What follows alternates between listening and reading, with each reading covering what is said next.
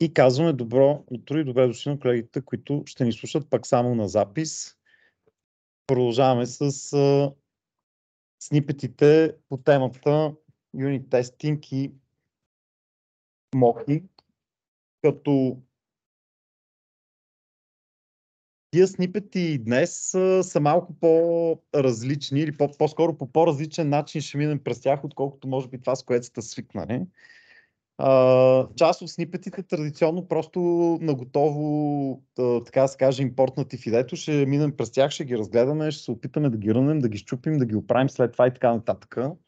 Но преди това ще се опитаме интерактивно да разиграем един простичък сценарий на Test-Driven Development, просто за да усетите the feeling of it, нали, как се случва. Тоест ще го направим единия снипет интерактивно от нулата, почвайки от едно празно, така един празен проект, с който започваме тук. И другата причина да искам да започнем с един чист проект, нали, този път е да покажа initial сетъпването на JUnit и Mockito библиотеките, за да не си мислите, че нещо Бог знае какво е, защото ви обещах на лекцията, защото там нямахме много време да дълбаем и то на сухо как да дълбаем там. Така че дори да не сте си се тъпнали към момента JUnit и Mockito в някой ваш проект, сега ще покажем как се прави от нулата. Ето тук имаме един проект Unit Testing Playground, който е напълно чисто нов, просто е създаден тук преди мъничко. И така, сега за целите на това интерактивно TDD упражнение, като за да е по-интересно, призовавам първо да сте активни, сега да ми подсказвате, защото ние сега заедно ще го пишеме кода. Първо тестовия код, после продуктивния код. Нали? Не си поглеждате в готовите снипети, които са в GitHub, просто дайте да го направим заедно. Нали? Без значение дали крайният резултат, че е едно към едно стоя в снипетите. Идеята е да видим как се случва проект. И така, сега тук в това TDD демо, шефа ни е дал задачата да напишеме някакъв статичен helper метод, който му подаваме едно естествено число и той ми казва дали това число е просто или не е просто. Сега знаете какво е дефиниция на просто число и сега като го знаем това нещо, ще трябва тук заедно да почнем да пишем. Значи сега шеф или там, който ни е дал спецификацията, клиента, да речем е казал единствено, че иска, нали, примерно е казал точно как да се казва класа, каква да е сигнатурата на метода и така. И да речем в някаква спецификация, дето ние като junior developer на първи ни работен ден сме получили, пише да се създаде един клас, който се казва NumberUtils, да речем, който се намира в някакъв пакет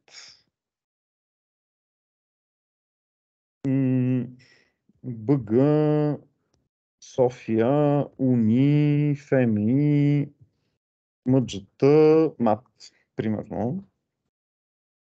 Така.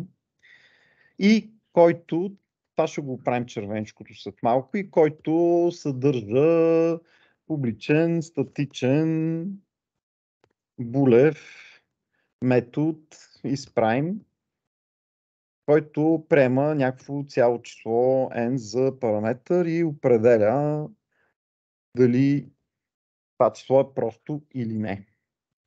Така, сега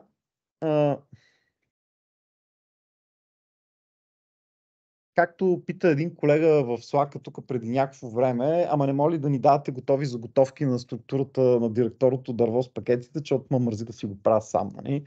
Нас също ни мързи, мен особено много, така че аз си пиша пакета, както шефът ми е казал, даже нямаше да го напиша, сега си го копи-пейстна, ако имах спецификация пред мене. Става ми червеничко, защото в момента то NumberUtils клас е в дефолтния пакет. Ховървам тук с мишката на това червеното и ми предлага тук да го премести този клас в пакет, който отговаря на пакетж декларацията. Штрак, ето ми е директорната структура. Така. После, тук сега това е булев метод и не може нищо да не върне. Вие обикновено нали, защото ние сега ще правим TDD, т.е. ще оставим за сега имплементацията и ще се втурнем първо тестове да пишем. Нали, файно правите нещо такова, return true или false, нали, след това, колкото да се компилира, нали. Слагате си тук някакво to-do да не забравиме.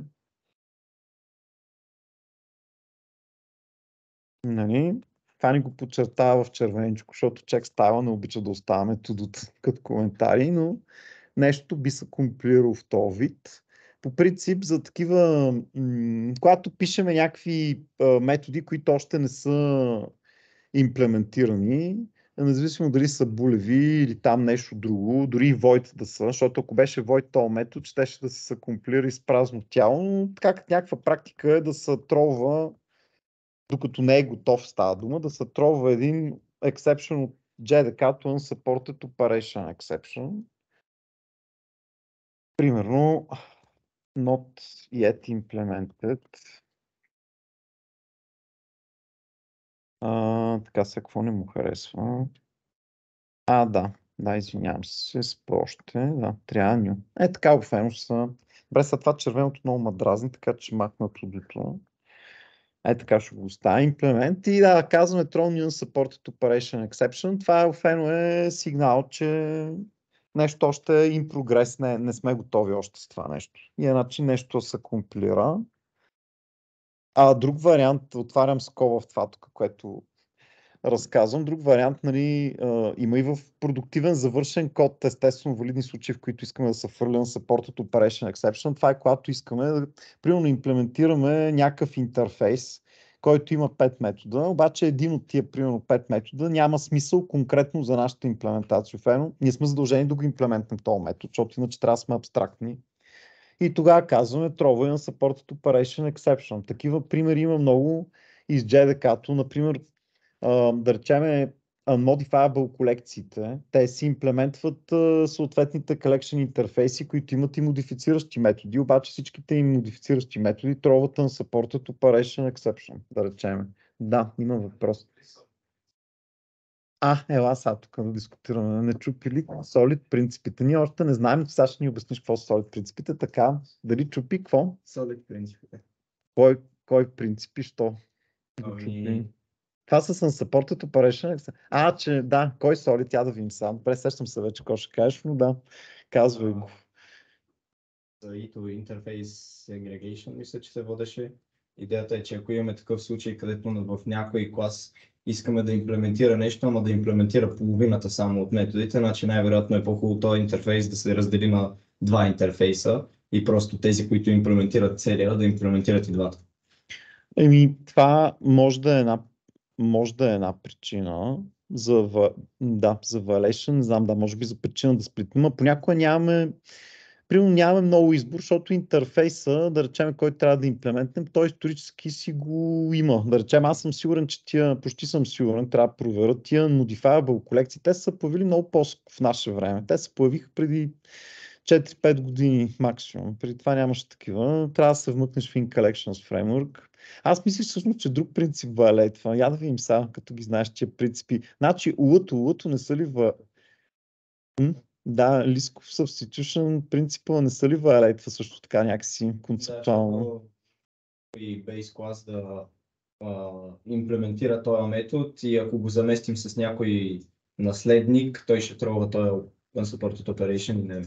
Да, List of Substitution принципа, той казва, че всеки клас може да се замени навсякъде с негов наследник и трябва да продължи да работи тук, но сега дали валетва малко философски въпрос, защото това е един метод, че като го викнеш, вместо да се изпълни успешно, може да хвърли изключение. Това не е някакъв валеж, нали? Просто в някои случаи се изпълнява успешно, в някои случаи хвърли изключение. Нали? Така че философски погледнато има как да защитим това Solid решение, но до Solid ще стигнем по-към края на курса. Добре, сега в момента нали, пак шефа ни е казал, пиши тук изправим, който да е в еди кой си пакет и се казва еди как си. Ние сме почти готови, само че още нямаме имплементация и решаваме, че поне сме учили току-що в университета в курса на Стойко какво е TDD, че сега ще го практикуваме, за да покажем какви модерни техники владеем. Така, сега първо ще се опитаме да напишем тестовете и след това ще пишем самия код. Така, тестовете, както обяснихме на лекция, обикновено са, не обикновено, задължително са разделят от сорса като фолдъри, т.е. не се наливат в едни и същи папки и продуктивен код и тестове, както понякога правят деца, които учат нали, в училище да програмират на Java. Нали, трябва да си създадем нов source folder, защото това SRC, то автоматично идето си го генерира, но всякакви други source фолдъри трябва сами си ги създадем. Цъкаме си тук десен бутон на името на проекта, казваме му new, само че не клас, а му казваме new directory и му казваме тест. Обикновено с тест се съкръщава директориката, така че ни стоят тестовете. Така появи се този тест. Той е такъв сивичък, защото идето не знае какво ни е намерението. То нали, още не е стигнал изкуствен интелект до него по името му да се сети за какво ще го ползваме. Затова, като си създавате къстъм фолдъри, трябва да ги асайните, да кажете какво ви е намерението, за какво да ги ползвате. Цъкате на този тест source folder, пак десен бутон, има едно Mark Directory S и му казвайте, маркирай го като test source с root. И така, вие в един проект може да имате колкото си искате source root, те са синички в IntelliJ, колкото си искате test source с root, те са зеленички. Може някакви фолдъри временно да ги ексклудвате все едно от компилацията, като ги правите оранжевички, excluded.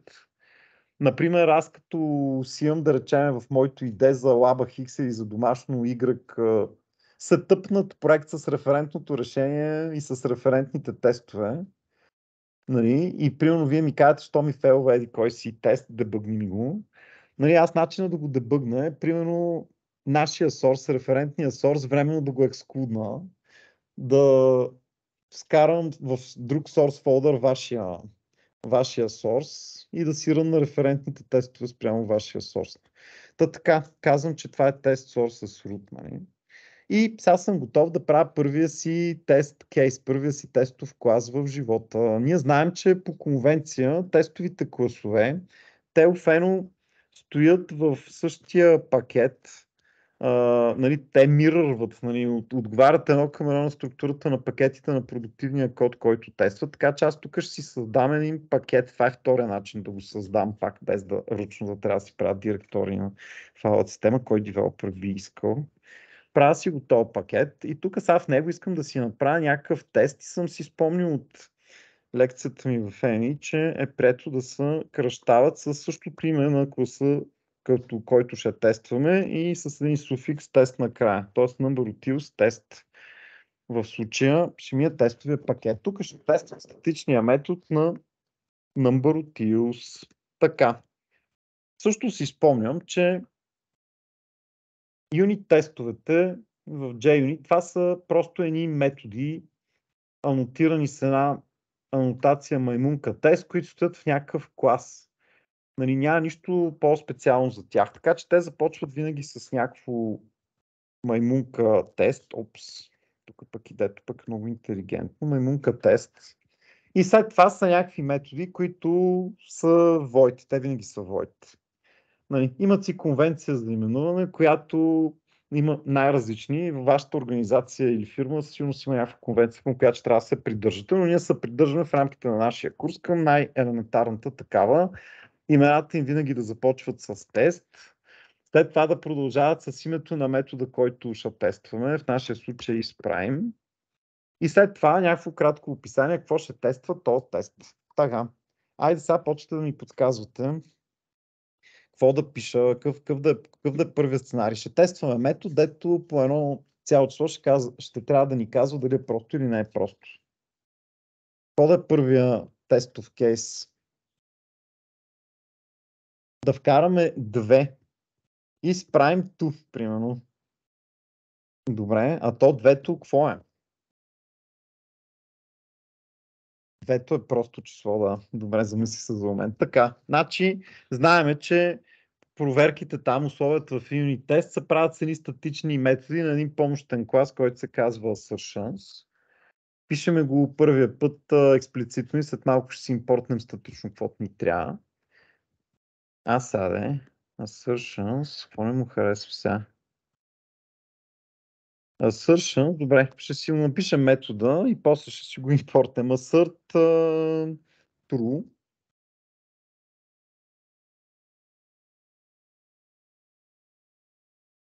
Не искаш да се импортнеш. Добре, подозирам защо. Айде първо това червено тест, защото ма дразни. Нали, трябва да си импортнем JUnit 5 библиотеката. Значи най-лесният начин за това е да ховърнем върху червеничкото на теста, да му кажем, че искаме да добавим JUnit 5 към клас пътя. Обаче забележете, сега един подводен камък, с който някой от вас в началото ще се сблъскате.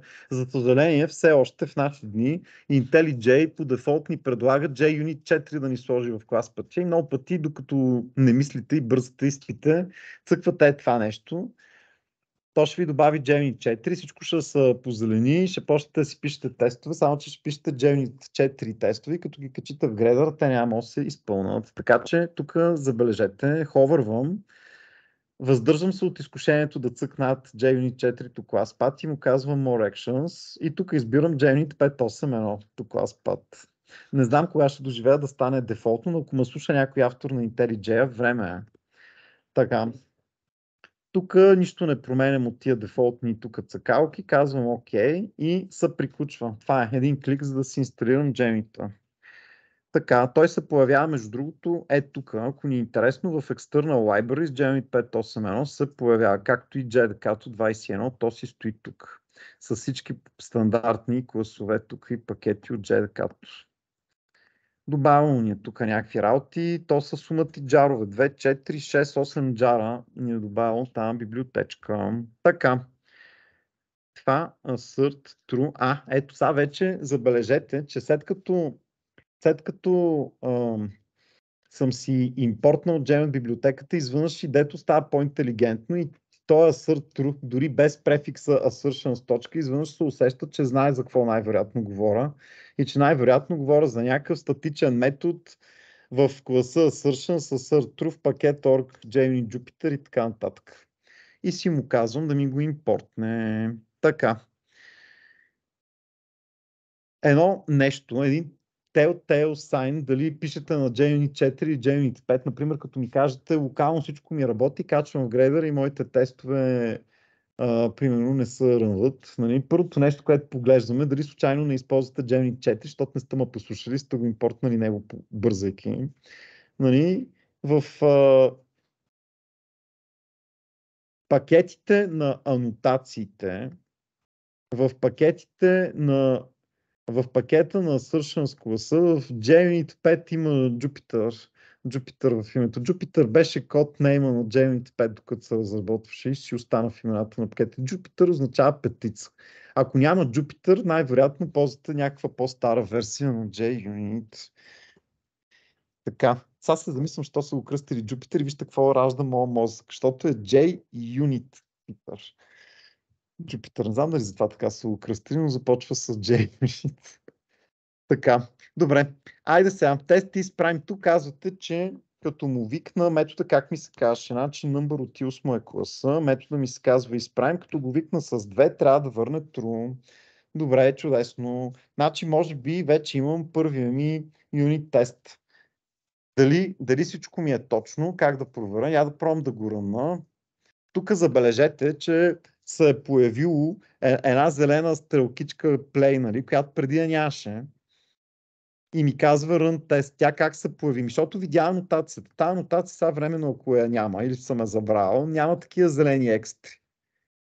И дето обаче знае за JUnit, защото, както ви каза Исмо, Gemini е де-факто стандарт. Хора, като кажат Unit Test Java, разбират JUnit. Никаква друга библиотека общо взето не е в такова обращение, както е Gemini. Има си интеграция всички идеи, дето се усеща, прави един зелен плей тук да рънваме теста, прави два зелени плея тук на самия тест кейс на целия клас и казва рани всички. Ние в момента имаме само един така или иначе.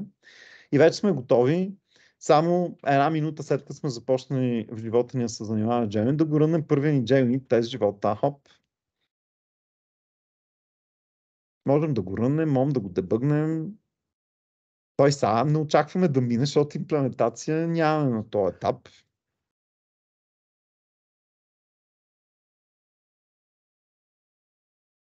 Така и ще ни каже, че теста фейлва и като го кликнем тук да видим, що фейлва, ще ни каже Java can support operation exception, not yet implement. Ще казва, добре, всичко е под контрол. Това е TDD.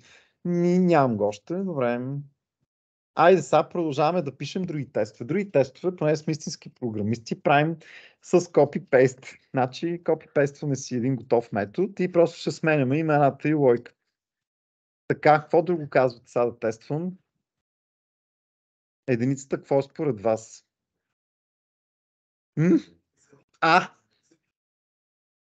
Питам ви вас.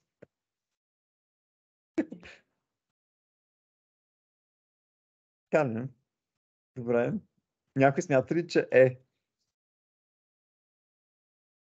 религиозен е? Това е правилният отговор. Ама религиозните въпроси, те... да, ама точно религиозните въпроси, те как се решават в живота? Не,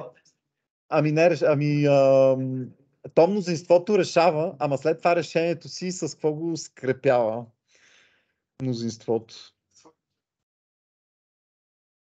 Не, просто се постулира, просто е по дефиниция, просто е някакъв corner case дефиницията и по принцип 0 и 1 в математиката не са нито прости, нито най-прости, не е дефиниран на операцията просто за тях, т.е. те не са нито прости, нито най-прости. Така че, за съжаление, ако нали, да речеме бъда викнат с 1 или с 0 или for that matter с което и да е отрицателно число, би трябвало да, нали, моята бъдеща имплементация би трябвало да кажа, че не мога да викаш с такова число, защото то не е дефинирана функцията за него. Тъй като ние вече сме учили какво са exception, нали, красивия начин, това в бъдещата ми имплементация, която в момента само ми е в мечтите, нали, бих хвърлял някакъв illegal argument exception, ако ми се подмуши такова, дет не ми е в дефиниционната област. Така че тук бих очаквал да ми се хвърли изключение, така че бих ползвал assert throws. Assert throws почва винаги с класа, който очаквам да ми се хвърли, някакъв trouble или argument exception, да речеме. Така. После е извикването на самия метод, което започва с едно ламда заклинание. Скобка, стрелкичка и след това си извиквам метода, който ще тествам.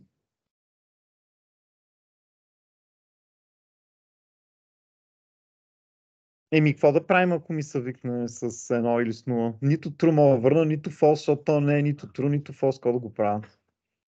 Просто не е дефиниран, не е illegal argument с минус 5, ако го викна, какво го правя? Просто не е дефиниран. Така, и винаги трябва да си задам третия параметр, за да не ми вземе 100 от точки, като види тази грозотия без меседж. И тук казвам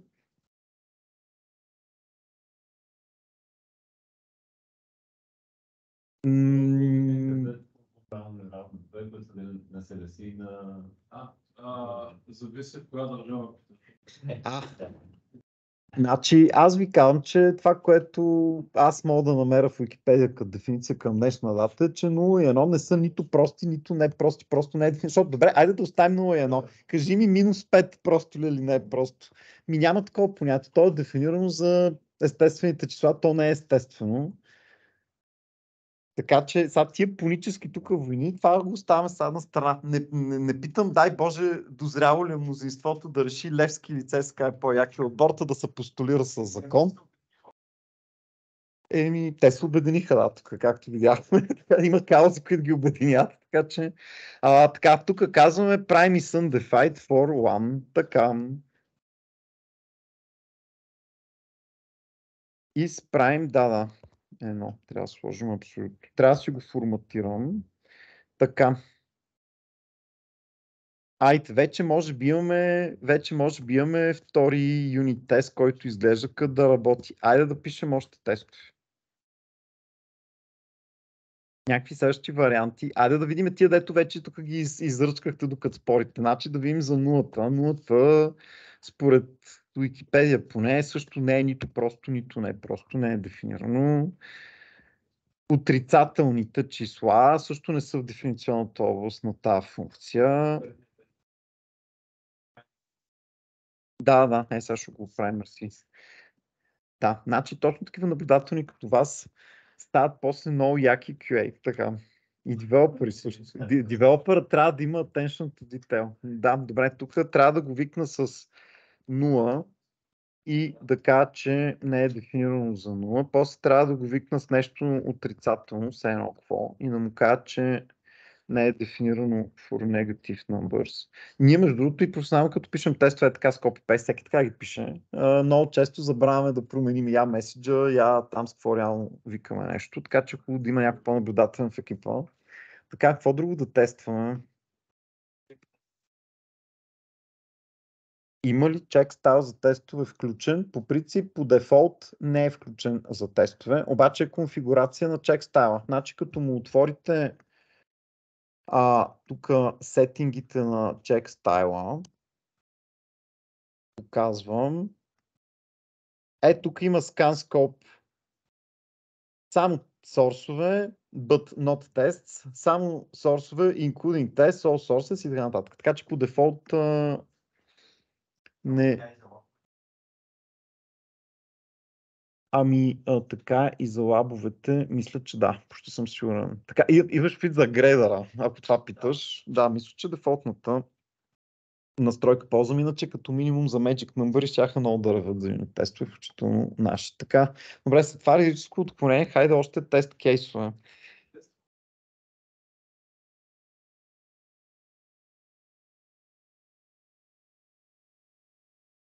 За какво? Минус 8, примерно и минус 7 и какво? Какво да връща моят бъдещ метод? Добре, съгласен съм. Добре. Тогава то ще го кръстиме на негатив 7 просто ли? Добре, съгласен съм. Тъкмо повече тестове, шефовете са кефят да има много тестове, сигурно плащат за брой написани тестове. Така, добре.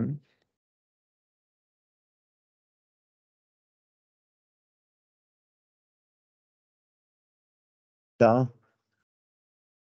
Може, обаче, понеже сме още не са ни обяснили в мъджетата за параметризирани тестове, не може да се възползвам от това. С ForCycle мога да направим, ама какво? Добре, дай да пробваме. Какво предлагаш сега?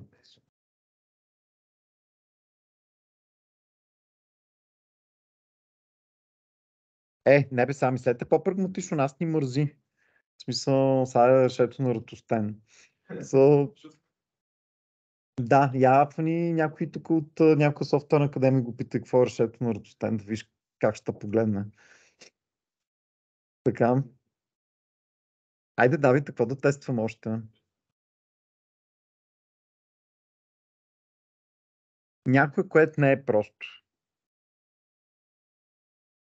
Not prime big. Голямо, откъде го знаем? Добре, то е ясно. Какво? Какво е? 123.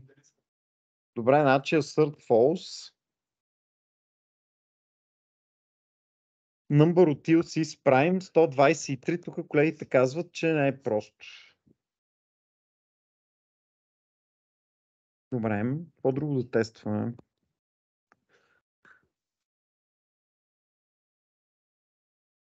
Да, как ма фащате тук, че читвам.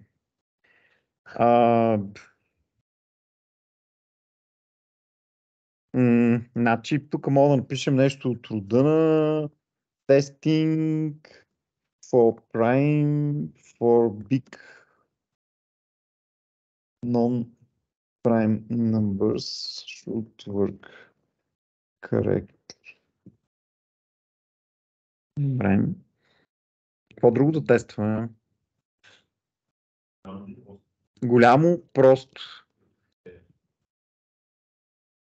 Айде вижте в Википедия сега тук да не се разконцентрирам и да ми види.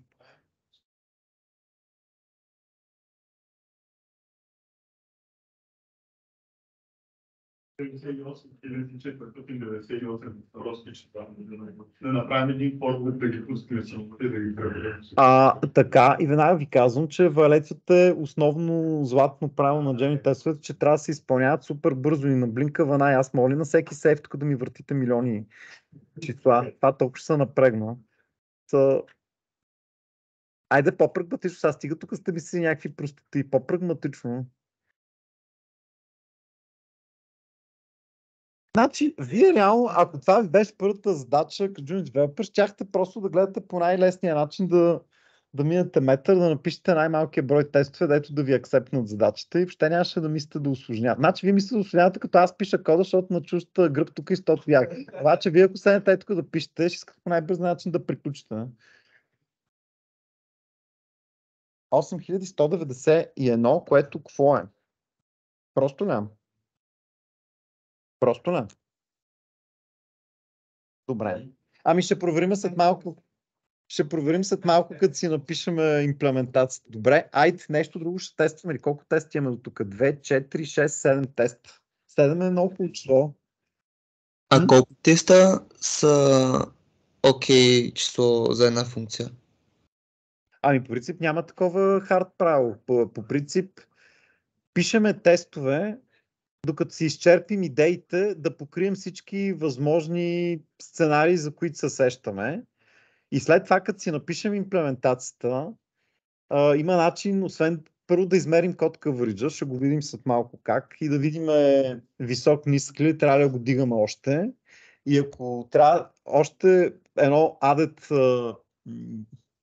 предимство на това, че ще мериме код coverage след малко, е, че той не само ще ни го преброи, т.е. ще ни каже през какъв процент от продуктивните редове код минаваме, през какви не, ами ще ни ги отсвети в идето на такива зелени, през които сме минали, на такива червени, през които не сме минали, така че ни подсказва какво още да тестваме. И най-накрая в реалния живот, нашия fellow junior developer, дето е почнал 2 седмици преди нас, после ще му каже шефа, направи му код ревю и той ще ви ревюра и продуктивния код и тестовия код и ще ти каже има още кейсове, дето не си съсетил. Така че няма отговор на въпроса колко. В смисъл има методи, които с 2 теста мога да тестваш всички сценарии. Има такива, дето мога да напишеш 17 теста за един метод. Тук е някакъв завъртян с много такива return points, както ви каза Исмо. Нали, ако имате един дълъг метод, както ви обичате да пишете 50 реда, вътре има 3 ретърна, 5 троса, ифове, свичове, то там има много варианти. Добре, айде още нещо. 7 теста ни се вижда малко, сега за първа задача искаме да блеснем. Какво? Да, няма коментар. Значи това е човек, като си има кеф в екипа. Много е добре. Значи, тук понеже ни мързи, сега ще изкопираме той, само ще го пипнем малко.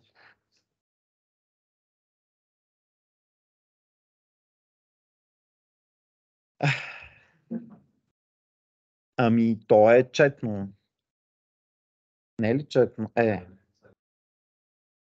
Да, не е четно. For big prime numbers should work correctly. Добре, да сега ще го напишем. Айде, щом държите. Момент.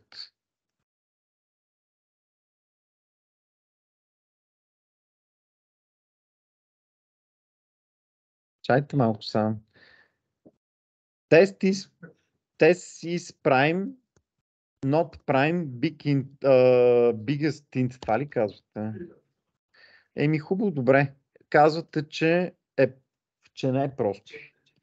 Че е просто. Добре. Просто ли или просто е нечетно? Знаем ли го това? Откъде? Аз... Пак ви подсказват, пак с микрофони сте дошли в ушите. Базикам съм. Добре, значи тук изправим как беше, как се казваше най-голямото число, ако нямам Copilot да ми каже. Integer, защото така се казва, maxint, max value, ето. Пак казвате, че е просто. Добре.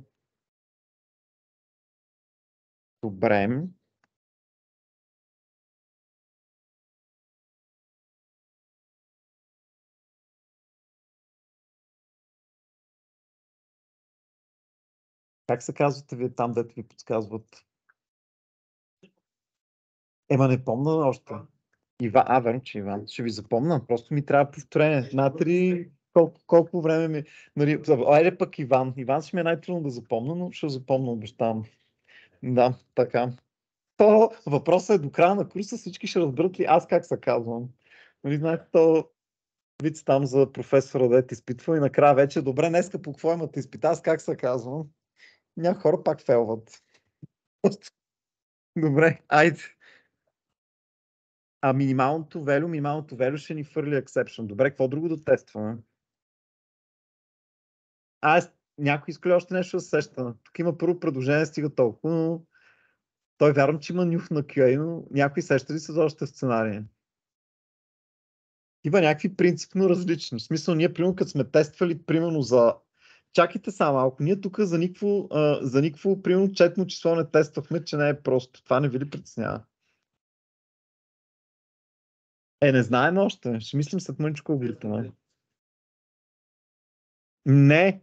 Значи, когато пишеме тестове, абсолютно трябва да се абстрахираме каква е имплементацията. Ние ако почнем да мислим по имплементацията си, нагаждаме тестовете, винаги не фащаме бъгове.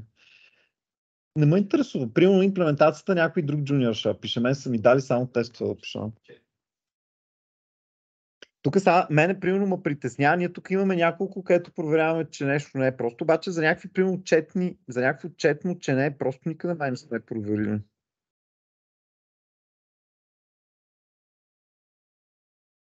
Така, значи, примерно тест is prime, not prime,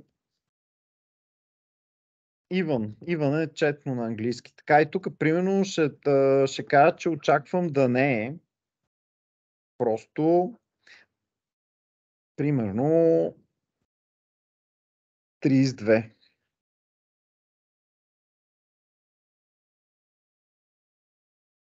An even number cannot be prime. Друго.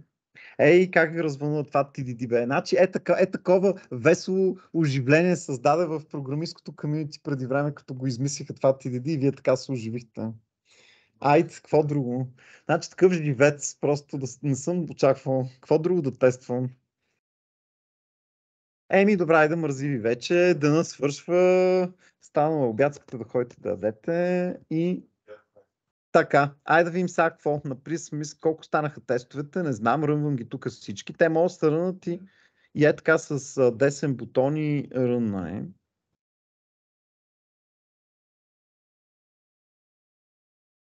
Имаме ли? Не, нямаме, просто те всичките фейлват, защото още нямаме имплементация. Това е нормално. Имаме 9 теста и 9 фейлват, защото нямаме имплементация. Това е напълно очаквано. Като някои са червенички, защото хвърлят изключение, а някои са жълтички, защото ни казват тук, хвърлят примерно неправилното изключение, но фейлват. Сега ще почнем да ги позеленяваме. Така, приключили сме с писането на тестове и идваме на другия ден и ни казват, сега пиши имплементацията. Така, айде сега да пишем имплементацията. Как се проверява едно число, дали е просто? Да, switch.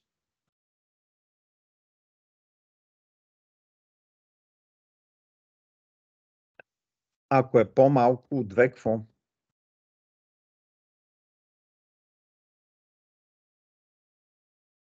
Да работи като хвърли изключение, го направихме. Да.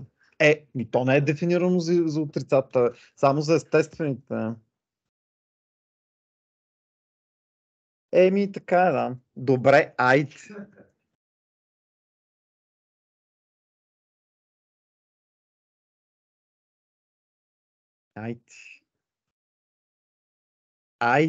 Съвсем Java стайл.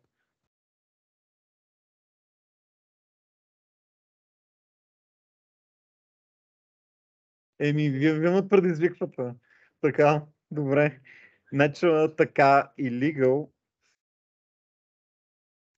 argument exception. Ми казваме prime is undefined for numbers по-малки от 2.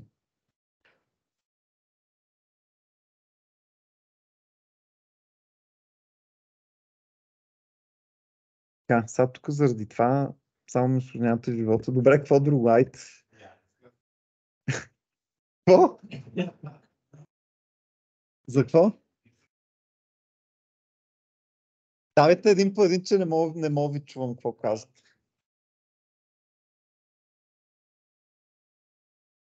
За какво да за две ли?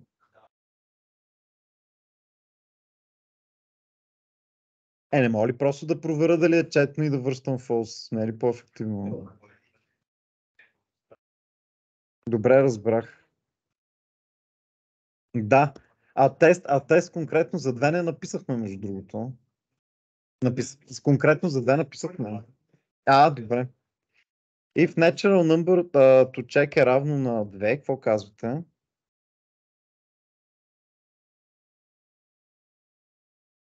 Защото искаме fail fast, така да return fast. После мога да оптимизираме са. Айде сега, дайте първо да напишем нещо работещо, после ще го оптимизираме. Нали така се пише обикновено и на състезание, и в работата. Първо гледаш да го закърпиш и после. Айде сам, какво друго?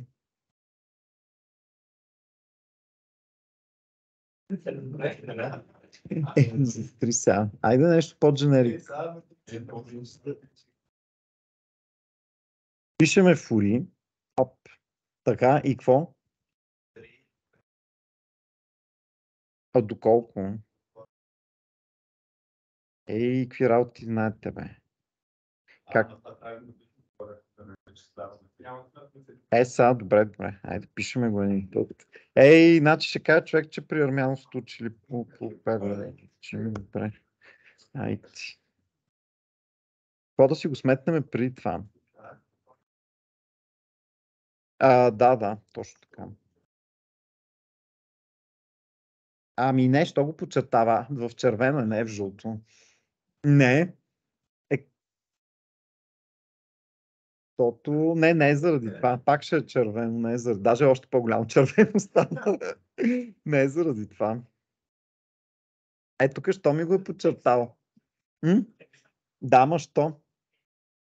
Няма спейс. Тук ли няма спейс? Просто ви проверявам. Това що ми е червено тази тръка? Не бе, тук не трябва да има и тук не трябва да има. 3 е магическо число.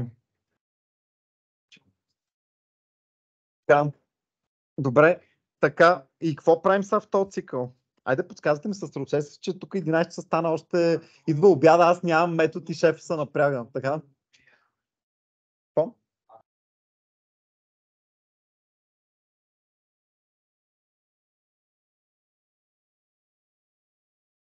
Return, какво? False. Добре, иначе извън цикъл return true, така ли?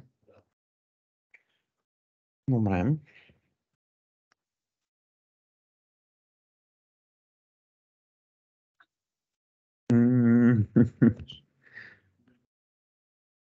Значи преди много години, като бях още млад нивен асистент, на някакво контрол, примерно по УП, което беше в доброто старо време на хартия, нали, там в една голяма зала. И сме дали някакви задачки там. И гледам, нали, не това гледам, те са 100 човека там, нещо си пишат, така. И в един момент нали, някакви хора им свършва хартията, искат ми втори лист, носа втори лист. В един момент някои, един и същи ми искат трети лист. Викам, окей, трети лист. В един момент ми искат четвърти лист. И аз почвам вече да се напрям, защото после ще трябва да го чета и да го проверявам това нещо. И отивам да видя какво толкова пише на мен. И го гледам, че пише някакви гигантски ифове, елсове, ма просто на много страници. Викам, какво случва? Тя задачата беше за парсване на някаква проста граматика, на някакъв език и трябваше да се парс. И като погледнах какво пише този човек, прави така. И в първия символ, примерно отваряща скобка, вътре и в втория символ е на нам си какво, после и в третия символ. И свика, човек, един топ хартия ще отиде. Та и вие малко с вашия случай.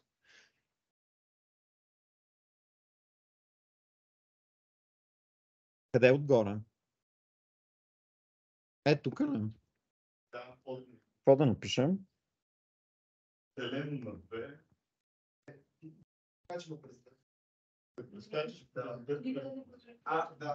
Добре. Ако това е 0, какво? Да, това се ще реализира. Ми май написахме. Това харесва ли ви сам?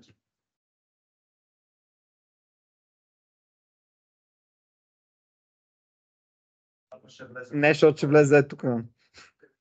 Е тук. Ще върне. Добре.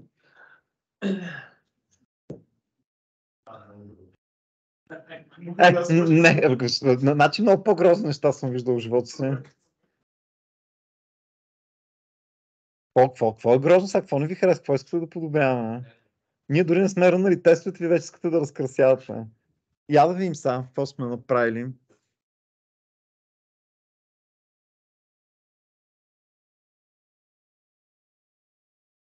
Перфектни 9 от 9 са ни зеленички. Така, и сега в момента се замислим is that good enough. Нали, т.е. видим какъв ни е код coverage. Код coverage, както ви казах, са мери с един плагин, който в IntelliJ е auto-installed, така че както си ги рънвам от тук с десен бутон, както имам Run All Tests, имам и More Run Debug, имам Run All Tests with Coverage. Вижте къде е скрито. Хоп.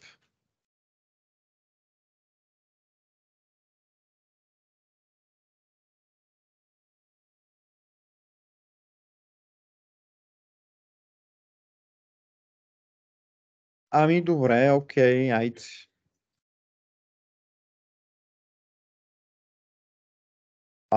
Тест, какво, 25 ли да пробваме? 25, което не е просто. Not prime square. Така ли? Ако някой пише в чата, няма как да го видя, ще трябва да се мютна и да питам. Защото ми пюкна само. Така. Test is prime, not prime square. 25. Не. Square cannot be prime. Добре.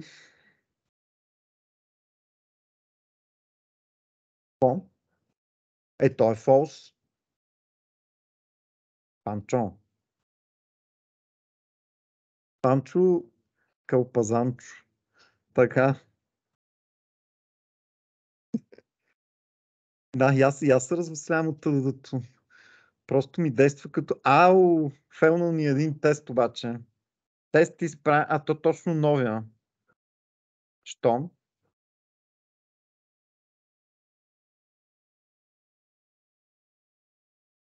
Къде бе?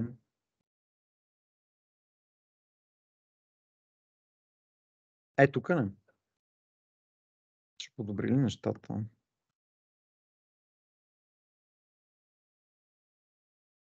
Добре, тук ви показах как само фелващия тест може да си го рънна. Мина, само да си ги рънна пак всичките. Нали? Забелязваме, че тук реда им е някакъв undefined, не е азбучен, не е реда, в който сме ги написали, но всеки път, че е винаги този ред. Така, с coverage айде още един път, хем да го запомним къде се намира. Ето тук. Така, 10 от 10, така, имаме 100% line метод клас, значи няма какво да се подобрява. Тук сме просто ударили десетката. И така, и сега виждате, че като сме рънали вече с coverage, значи първо, че ни се отваря тук едно диалогче, където може да си drill down и да видим, сега тук в случай не е безкрайно интересно, защото ни е 100%, но ако не беше 100%, искаме да го дигаме. Тук можем да drill down и да видим аджба, кое ни сваля coverage и да си го дъбъл кликнем, да речем, и така нататък. И освен това в сорса отляво, в където са ни точно до номерата на редовете се появяват ни такива зеленички и червенчки, в случай нямаме червенчки, които ни казват, че нещо вече е тествано или не е тествано. Тук сега като ховърна на това зеленичкото, трябва да го натисна всъщност и ми казва hits 4. Значи 4 пъти, екзекютвайки ги тия 10 теста, съм минал през този ред. Примерно номер 7. И кое? Coverage. Не, той го смята съвсем буквално. Просто маркира през кои редове минава и брои, и които останат да не е минуто, са червени. Сега, примерно, за for the sake of, нали, да ви покажа, че...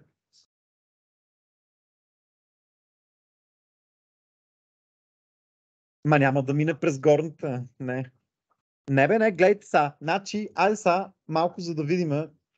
И аз се фокусирайте, че мен ме разфокусира точно. Една трябваше колко работа имаме до края на това упражнение. Или 10 нямате. Така, просто за да ви покажа още една анотация и също да ви покажа как мога много драстично да го сваля този код coverage. Нали, каква беше анотацията, някакъв тест време да го изключа?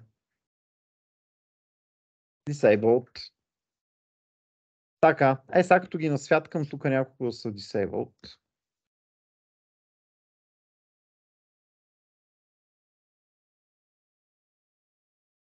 Така, няма да видим сега какво става, пак с coverage.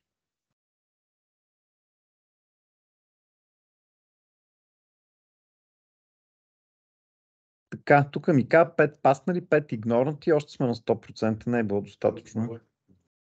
То не. Тя е махната. Пак.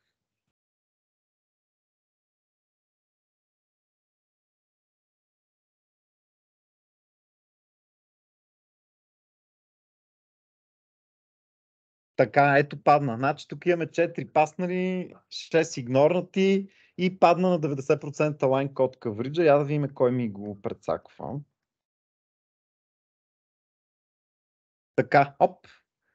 Ето едно червенчко се е появило, като го натисна тук и няма. На зеленичкото има, на червеничкото няма и така се подсещам и си казвам, значи трябва да измисля тест, който да мине от тук. И така. Добре, много съм доволен. Много се вълнувате, но пък и пишете код, са не като да не ми помагахте тук. Така. Някъде и number RAM на 965. Така. Така мога прецакни теста вече. Да, можете, естествено. Ама каква ви е ползата да прецаквате колегата ви? Значи в живота един път си прецакваш колегата, после той ще прецака тема. Защото това разделение Левски ЦСК между девелопери и QA отдавна е в историята. Днес се очаква девелоперите да си пишат тестовете и юнит и други, да си ги автоматизират, и да си ги дебъгват, и да си съпортват клиентите и няма кой да фърлят блейма. И единия ден ти пишеш тестове за Гошо, на другия ден Гошо пише тестове за твой код. После Пешо фиксва твой бъг, утре ти фиксваш бъг на Пешо, така че колаборативна е цялата работа. И с това с прецакването много бързо екипа ще изхвърли.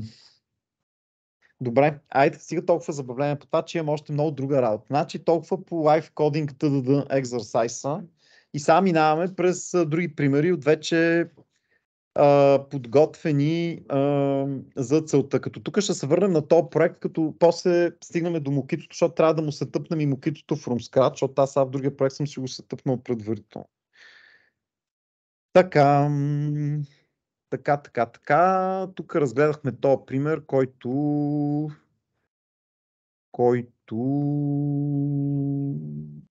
беше number от TILSET. Тук си го има и готов. Така, имаме един, който само ви го показвам, няма да го разглеждаме подробно. Той го имаше на лекциите, то Hello World пример. Имахме този малко безсмислен клас Cal, който имаше метод Multiply, който умножава две цели числа. Съответно, имаме calc тест за него, който го видяхме на лекцията. Така, имаме също един пример, който ни показва един малко самоцелен тест кейс, как можем да си нареждаме execution order на методи, като казахме, че execution order в принцип не би трябвало да зависи от него. Но for the sake of the example. Също в този order тест пример показваме употребата на така наречените lifecycle анотации в JUnit. Before each, after each, before all, after all. Така, тук всякакво имаме. Понеже ще си играеме с някакви конкретни видове, нали, order execution, едно нещо, което го нямаше на слайдовете, тук сега му обърнете внимание, ако ще искаме да използваме тия анотации за order, отгоре над класа, всъщност имаше го на слайд, нямаше го като код фрагмент, трябва отгоре да анотираме самия клас маймунка тест method order, order.class. И сега тук, примерно, като слагаме маймунка order и някакви числа, можем да задаваме какъв ред да се изпълняват. Те се изпълняват в нарастващ ред на тия числа. В случая то ще се изпълни пръв, то ще се изпълни и втори, то ще се изпълни и трети. Нали? Понеже съм сигурен, че някой ще пита, защото много обичат такива безсмислени въпроси от рода на тук, ако сложа 30, какво ще стане? Т.е. трябва ли да са поредни, трябва ли да са не знам си какви, няма никакво значение дали са поредни, непоредни, просто нали, сега някой ще пита какво ще стане, ако сложа еднакви, не знам, сега ще пробваме. Да, почнал съм да мисля и аз като вас. Сега ще пробваме, нямам никаква идея, това никой не би го направил, но както и да е. Така, значи, ако сме си сложили тест method order notation class, order notation ни задава експлицитния ред. Също интересен въпрос, но него са ми го задали предни години и му помня отговора. Ако имаме тук методи, които нямат order анотацията, а другите имат, тия, които нямат, къде ще се изпълнят, но ще видим след малко и такива въпроси. Не. Undefined ще реда на тия, които нямат order анотация. Така, също така виждаме, че какво? Имаме един метод анотиран с before all. Той очевидно ще се изпълни еднократно преди всички тестове. Той в случай нищо не прави, просто ще ни каже, че се е изпълнил, за да проследим реда. Обръщаме внимание и си припомняме от лекциите, че ако имаме методи анотирани с before all или after all, те трябва да са статични. Иначе това нещо няма как. Оп. То пък какво? То няма го викне сега. То не, че не може, обаче няма го викне. Should be static. Така. Също ви припомням, че от JUnit 5 не е нали, нужно да пишете някакъв експлицитен access modifier на тестовите методи. Преди петицата беше нужно да са public тия методи. Много хора, които продължават да пишат public през тестовите методи, просто ги издават, че в работата пишат на JUnit 4, а не на 5. Така че в принцип не е нужно да се пишат. Така, имаме before each и after each методи. И така, тия са, ако ги екзекютнем, тук имаме един, който пък ще ни тества това за тайм-аутването. Той също е интересен. Нали? Някакъв съвсем рудиментарен sort of performance, псевдо-перформанс тест да го наречем, който мери дали един метод ще се изпълни до еди колко си милисекунди. Имаме тук с assert timeout метода на assertions класа. Тук казваме за някакъв, представете си, това е някакъв измислен такъв тест deposit performance, дето ще мериме някаква скорост на някакъв депозит метод. Assert timeout, казваме колко е таймаута в милис 200 примерно. Тук, да речеме, бихме викали метода, който ще тестваме, да речеме някакъв такъв метод, но това е измислена бизнес логика, която не съществува. Не? Сега просто за да го накараме да мине или да фейлне, тук сме сложили някакъв thread sleep, което не го знаем още какво е, но едно нещо, дето ще спре екзекюшъна за поне толкова милисекунди, колкото сме му дали като параметър. И ако се надхвърлят тия 200 милисекунди, теста ще фейлне и ще ни каже deposit amount to slow. Добре, я да ги ръннем сега да видим.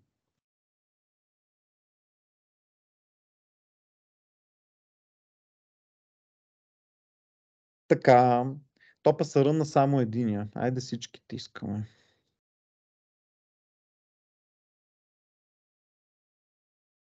Така, тук първо какво виждаме? Test empty values. Празните валюта, дето ви казах, че първ ще се екзекютне. После следващия, дето ви казах, че втори ще се екзекютне. После тест null values, но той е disabled. И най-накрая той е тук, защото няма чиселце. Сега тук какво викате, ако му сложим някакво, примерно, аз не знам, това 2, ако не е 2, ми е 200. Нещо ще са променили, но очакваме нещо да се промени. Не, пак в същия ред. То тук, ако искаме да изплува по-нагоре, нали, трябва да му сложим някакъв друг, примерно 20. Някакъв по-малък. Така, вижте, веднага изплува нагоре.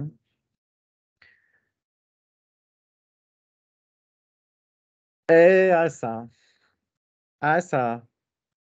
Значи,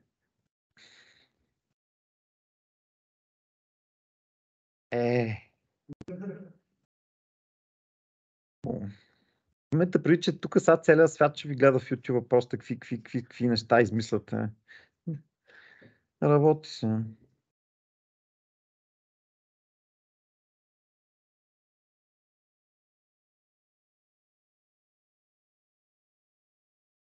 То integer mean value. Значи дорако устойчиво. С такива неща сега не мога прецакате. Не знам какво ще стане, ако тук сложите някакво дъбъл число. Тук вече няма стане, според мен. Тук вече няма стане и ни обяснява, че incompatible types found double и quartint. Така, айде стига сега да с това. Това тук достатъчно си поиграхме.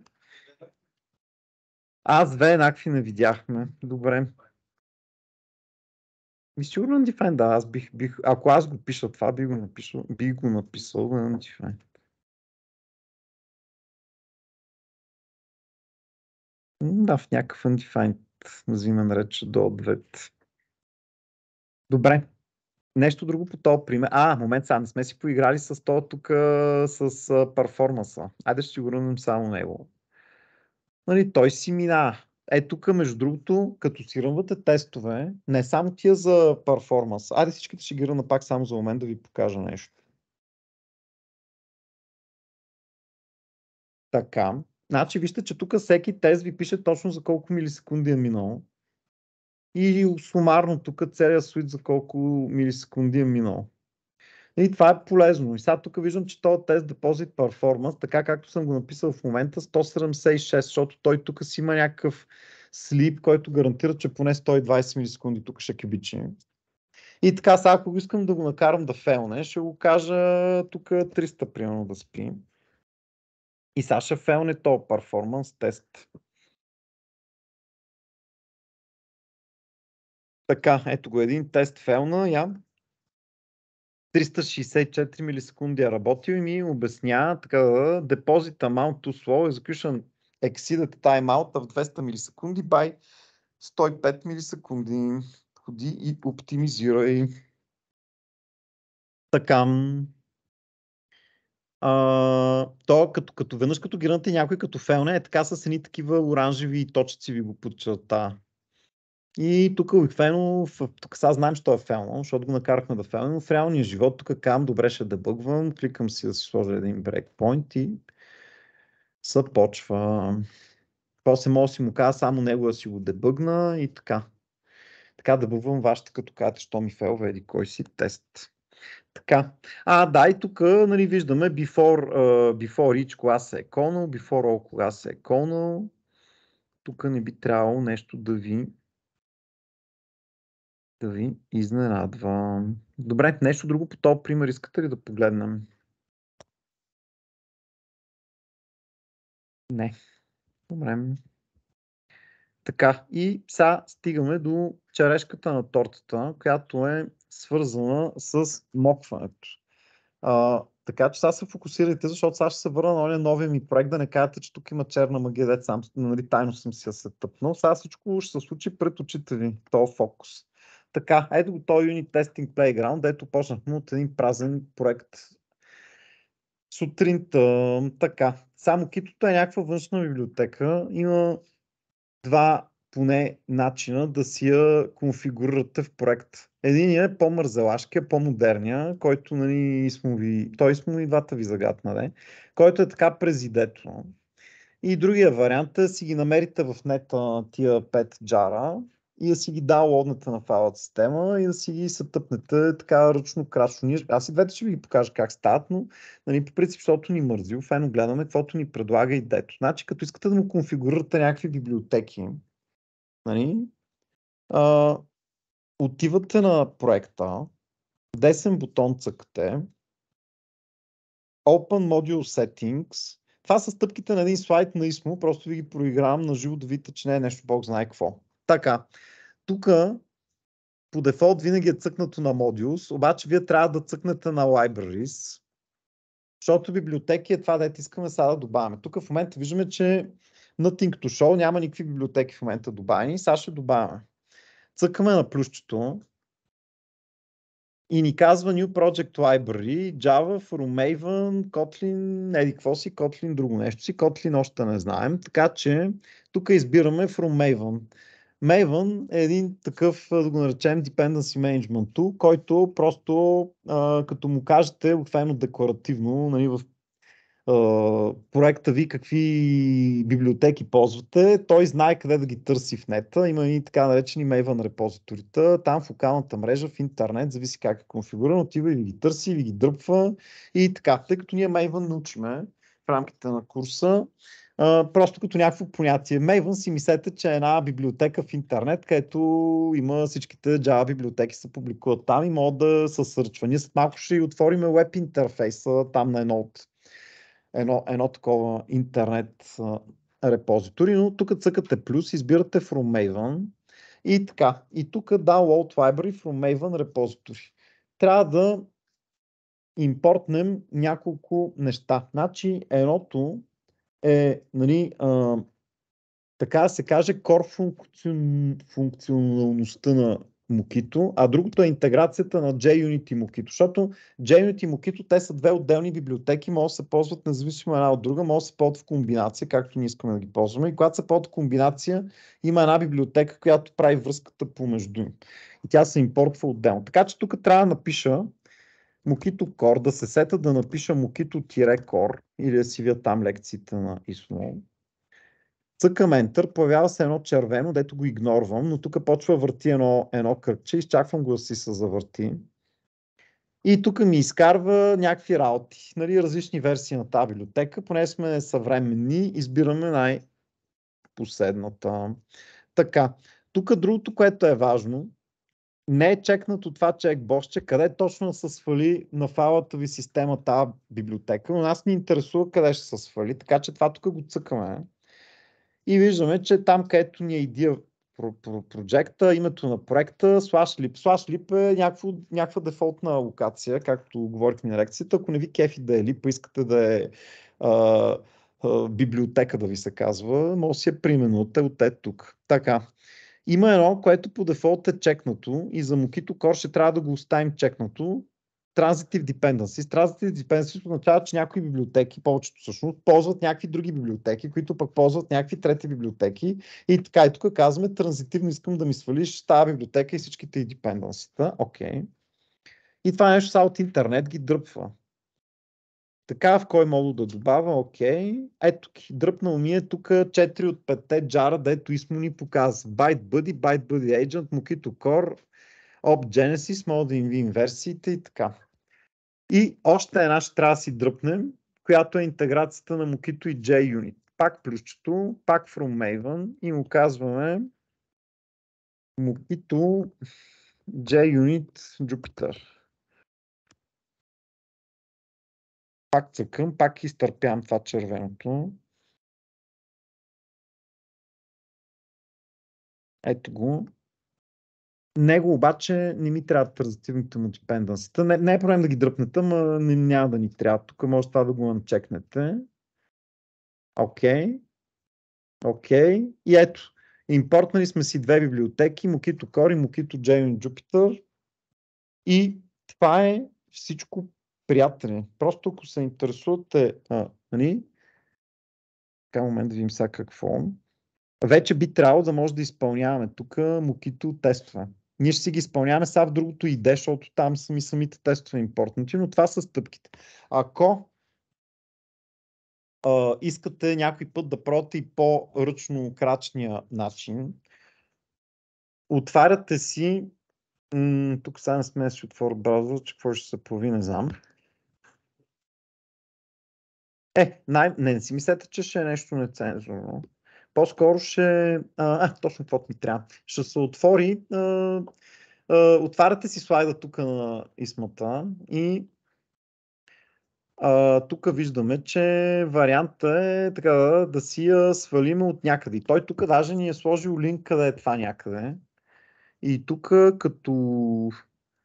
като го кликна този линк, нали, къде ще ме прати? Я да си го изкопирам, защото не съм сигурен къде точно ще ме прати. Така. И ме праща към едно нещо, дето се казва MVN Repository. Maven Repository. Така, мислете си, че това е една онлайн библиотека, за където всички възможни Java библиотеки са публикувани там. И като си търсите от тук, намирате си и така. Той тук, понеже в сърча вече беше написал, нали, какво търсим, той е линк директно към тази страница. Ако нямате директен линк, отваряте mvnrepository.com и тук в търсачката пишете какво търсите. Не?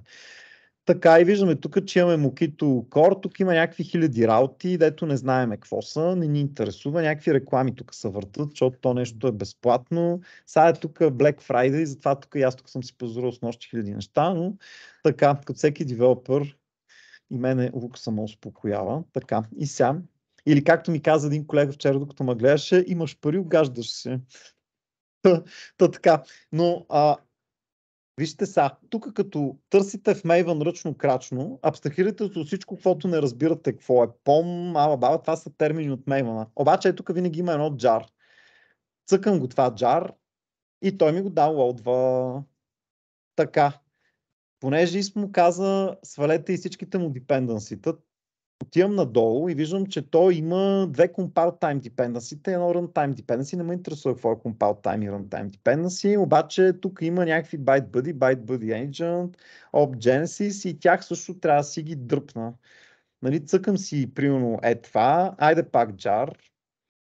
Така, цъкам си го това, айде и то jar. И последното си го цъкам и то да ми се даунлоудне джара. Примерно забрал съм го това, или ме мързи да отворя да видя как се казваше джара, дето дава връзката на JUnit и Mockito. Пиша тук в търсачката JUnit Mockito, я да видим какво ще намерим. Така, ето на първо място ми излиза Mockito JUnit Jupyter и скам, да, точно това беше. Така, ето му тук неговите версии. Нас ни интересува винаги най-новата. Jar. Така, и ето ми ги петте тук джарки, които Исмо ми е казал, че трябва да си даунлоудна. И като съм си ги даунлоуднал, те са ми в случая в някаква дефолт даунлоуд директория.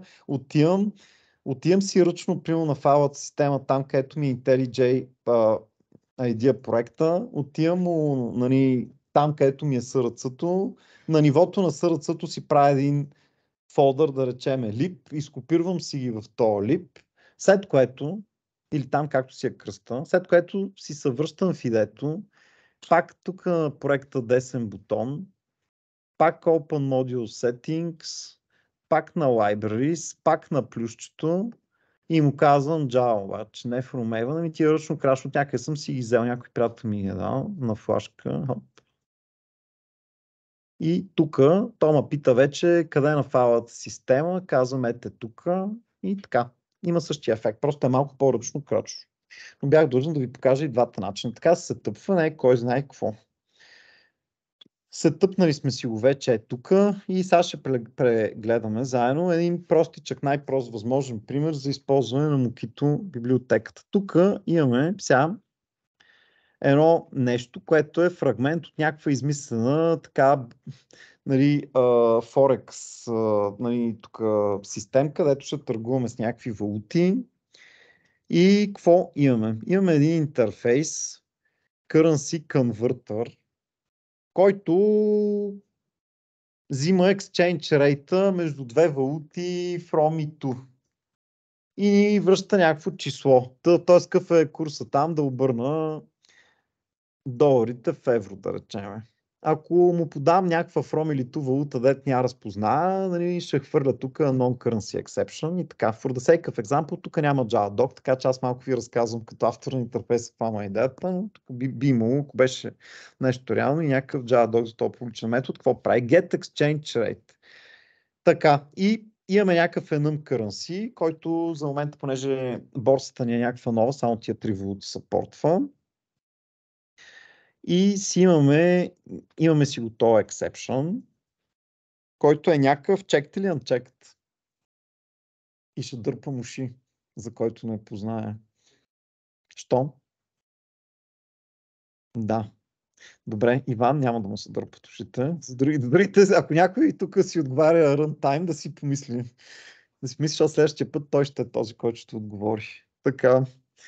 И имаме някакво класче Currency Exchange, което има някакъв конструктор, където свише, т.е. от извън му се подава някаква инстанция на този Currency Converter интерфейс и после в един метод Exchange Sum имам Currency From, Currency To и Double Amount, нали?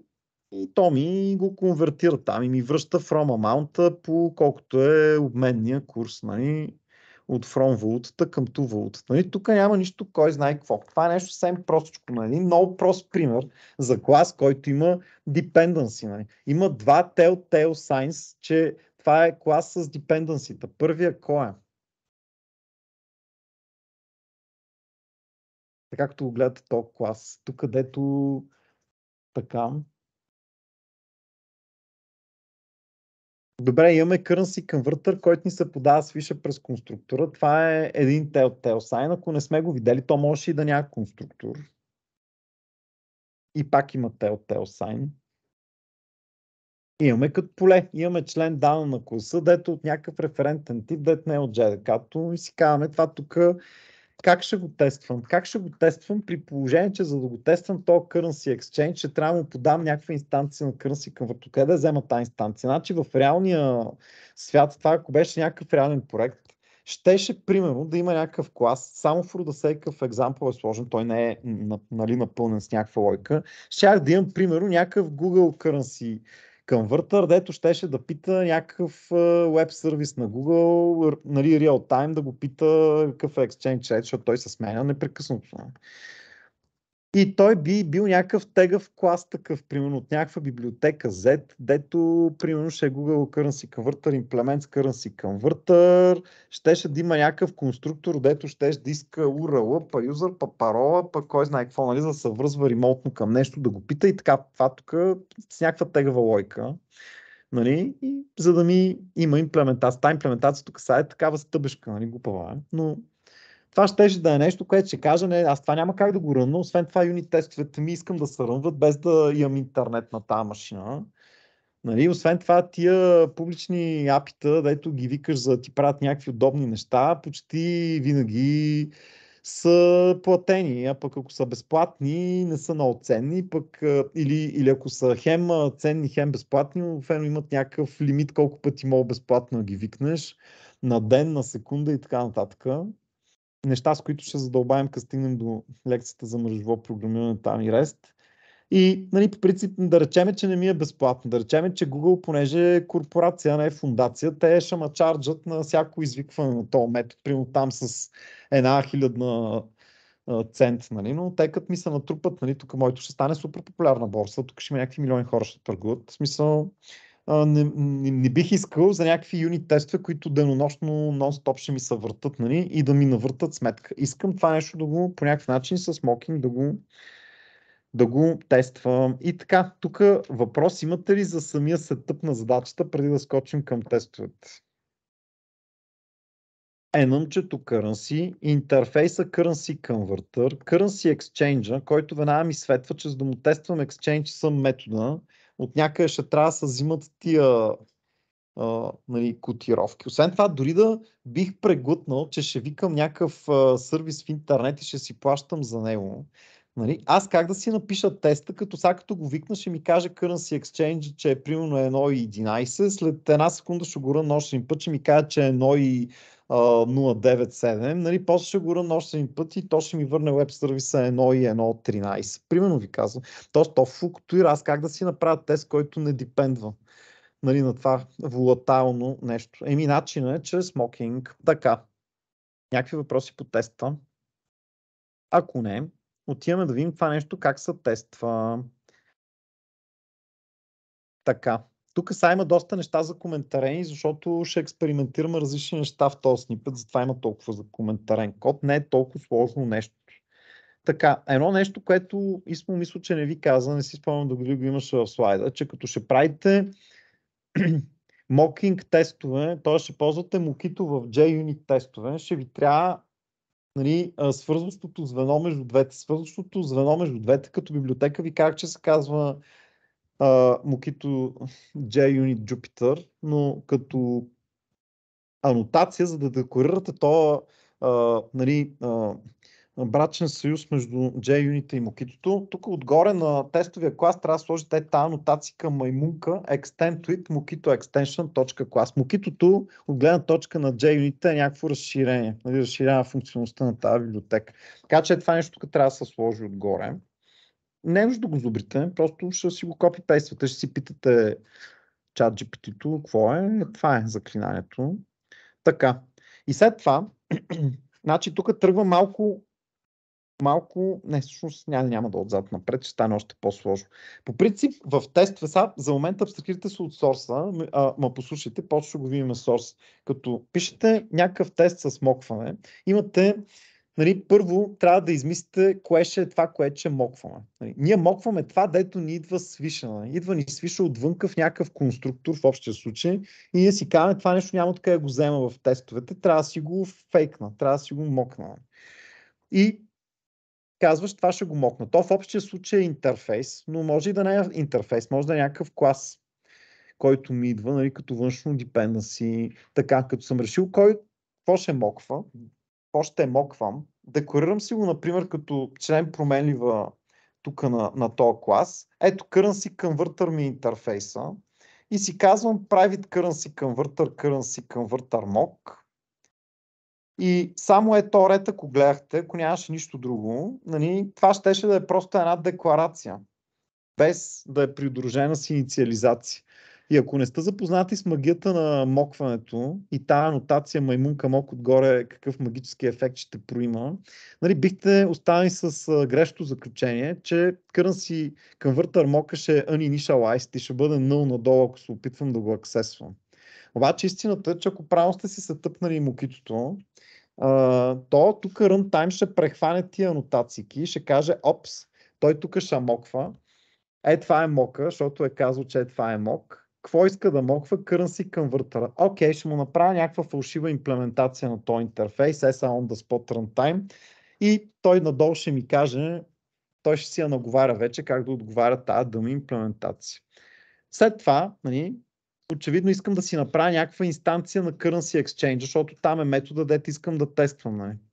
И си казвам Private Currency Exchange, тъй като това нещо напомням, че има конструктор, който иска да му се подаде Currency Converter, ама аз искам свиша мокитото да му подмуши фалшивия. Не? Това нещо се постига, като тук му сложа другата анотацика на мокитото, маймунка Inject Mocks. Инжектирай моковете тук. И всъщност с само тия три анотации, едната, която обявява връзката на JUnit с мокитото в свещен съюз в рамките на този тест, другата mock, която казва това, което е след това, въпреки че изглежда не е инициализирано, по магически начин го инициализира и с инстанция на този интерфейс. И тук казвам, по още по-магически начин, този mock го инжектни като конструираш, т.е. конструираме инстанция на Currency Exchange. Виж как се конструира. След малко ще видим тук много интересни неща. Ще видим, че това нещо в момента има конструктор. То може да има няколко конструктора. Може да няма никакъв конструктор и да има сетъри, примерно, в който с сетър се подава това. Може дори сетъри да няма, дано да ни стигне времето, че тук много неща искам да покажа. И пак ще намери мокитото начин да разбере как да ми създаде AGB инстанция на Currency Exchange. И вече надолу, тук ще се върнем после към тия за коментарените работи, може да си напишем, например, първия тест, маймунка тест, public void, това тъй като явно е някакъв стар пример, тия публици не ми трябват и трябва да ги разкараме. Така. И какво имам? Тест Currency Exchange, защото, нали, винаги почва първо с тест, после името на метода, който тестваме и после ми казва евро към долар, Trust on Currency Exception. Така, следващата стъпка, освен да инициализираме моковете, втората стъпка, както каза Исмо, е да го наговорим този мок, сега как да отговаря, като го питат някакви работи. И му казваме, когато те питат Currency Converter mock като ти викнат Exchange Rate с евро към долар, ще отговаряш винаги 1,11. Тук е след това какво число ще сложа. Единственото, което е важно за това число, че аз трябва да си го взема предвид после като какво ще асъртвам. Нали. И му казвам, значи винаги като те питат, ще отговаряш ето exchange rate. И тогава искам, като извикаш exchange с exchange sum от евро към долар 10 пари, при положение, че 1,10 към вършен рейта, очаквам 11,1 да ми е резултата. Тъй като сравнявам числа с плаща запетая, трябва да използвам, наблягам, assert equals overloadнатия вариант, който приема и делта параметър за точност. Нали? Ако фейлне този тест, казвам currency exchange в еврото USD should work properly. И така, теста може да приключи до тук. Мокито с Verify са някакви, е малко виж пилотаж, нали? Но това е тест. Така наговарям те, като питат, зеди какво си отговаряш, що си. И си викам assert. Това е третата стъпка, да екзекют на реално метода, който искам да тествам. Тук, понеже сме advanced, искаме да покажем и след като се е изпълнил тестовия метода under test, нали? Как можем да верифайнем някакви неща. Можем да му кажем verify, че currency converter mock му е извикан метода get exchange rate и той е извикан точно с аргументи евро към долар. Можем да кажем също verify, пак за същия mock, че точно един път е викнат, това е малко алтернатива нагоре, че точно един път е викнат метода get exchange rate точно с параметри евро към долар. И така, това ни е единият тест. И имаме някакъв друг тестов сценарий, то вече фърля exception, test currency exchange unknown currency throws exception. И тук какво казваме? Тук наговаряме, он е същия мок, само че сега го наговаряме други работи да приказва. Само казваме, като извикат с get exchange rate бъгана към усъда, въпреки че ги имаше в NM, ще се правиш, че има unknown, защото искам да изтествам негативния сценарий. Като викнат с бъгана към усъда, ще хвърляш unknown currency exception, тук с някакъв string unknown currency pair, еди кой си към еди кой си. И после искам, като викна exchange с exchange съм бъгана към усъда на 10, да ми хвърляш unknown currency exception. И така.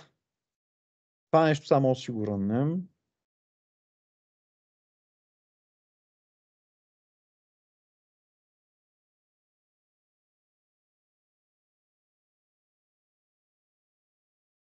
Можем да напишем, да, абсолютно. Просто нямаме време сега да го пишем, но да, това не е изчерпателно. Тук тия два теста са колкото да разиграем Мокито апито. Иначе може, да. Обаче тогава в спецификацията трябва да пише какво да правя, защото може да е някакъв друг exception, да не е anon, и да е same valuti exception. Примерно, или ако нищо не пише в спецификацията, ако това е реален живот, ще звънна на клиента, го питам какво иска. Така. Така, тук ви предупреждавам, както ни предупреждава и Дето, с едни тук червени неща, warningi, абстрахирайте се от тях. Не ги четете, нищо не ви пречат. Има начин, ако супер много ви дразнат, да ги дисейбълнете. Ако се чуете как, питайте Google или ChatGPT как да ги дисейбълнете тия неща. Има там едни флагчета, дето такова, няма да обаем в това. Тия warningi винаги ще ви се появяват, игнорирайте ги. Така, двата теста са се изпълнили, са зелени. Така, сега, хайде да видим алтернативните два начина, по-ръчно крачните, да се инстанцират моковете и да се инжектват. Значи, имайте предвид, че аз почвам от най-новото, най-съвременното, това дето най-много изкуствен интелект изисква от Мокито библиотеката, съсети точно как да ми ги инжектне нещата. По принцип, като свикнете на лесното, винаги така ще ги пишете. Но в началото това ще ви изглежда много неинтуитивно, защото ще ви звучат като ни неинициализирани промени. Вие ще кажете, ма те откъде магически изведнъж се инициализираха, как, защо. И може да ви е по-лесно в началото да не използвате тая mock анотация, да речеме, и inject mocks, ами примерно да го правите по един по-класически начин. По-класическия начин е така. Да кажете private currency converter mock равно на Mokito mock currency converter class. Това е най-така експлицитно. Тук е ясно, това се инициализира, как се инициализира, викам някакъв статичен метод на Mokito-то, давам му кой клас да ми моква, това в случая е, нали, интерфейс и някакси ми е ясно. Сега като искам да е една идея по-неясно, така да го упроста, нали, това Mokito тук не е нужно да се пише, защото това може да се импортне статик, нали. Ако искаме. както го писа Исмо в слайдовете, той така го писа директно. Нали. Моки така. А от версия 3.4 на Mockito и на Сетне ви каза Исмо, че може дори да не се пише кой точно клас смоквате. Мога да е просто е така. Mockito mock. Или ако сме го импортнали вече статично, може да е само е така. Нали? Тук вече почва да вкарва интелигентност в тази библиотека и си казва, мокам, а какво моквам, я да видя от контекста, я да видя тук на какво ще ме пристоят, какво е му отляло на това равенство. Аха. И така се образява всъщност какво искам да моква. Това е другия начин. Ако искам нали, да използвам такъв не с анотация инициализиран мок, ако искам нали, ръчно да си после инстанцирам класа, който ще тествам, казвам private currency exchange, new currency exchange и му подавам на конструктора mock. И нали така написано би трябвало да ви е доста по-ясно какво се случва. Така че ако така ви е по-лесно в началото, първи ви сблъсък с Mockito, пишете си го експлицитно, пък после виждате какво и как може да се скипва. Това е моят съвет. Аз самия понякога като се забъркам или защото това е много прост пример, тук е трудно се забъркате, но в един реален пример понякога се инжектват много неща. Нали? Няколко мока се инстанцират, няколко неща се инжектват, на различни места се инжектват и в един момент му губиш дирата, като се усета объркан, изтриям ги анотациите, правя си го ръчно и после си го симплифайвам. Така, това нещо сега тук би трябвало пак да работи. Така. Да. Едно нещо, което няма да работи обаче, просто ви предупреждам. Значи, вие трябва да решите дали с анотации ще си вършите работата или по ръчно крачния начин, но не може да ги комбинирате. Това е тоест, не можете лесно да ги комбинирате. Ако, примерно, сте разкарали мока анотацията на мока, обаче, тук решавате с inject mocks, нали, да тук сега обаче тотално го разбазиках. Момент сега да го върнем с анотациите. Така, ако решите, слушате ли ми сега да си приказвате, ако решите, че примерно експлицитно ще инициализирате мока,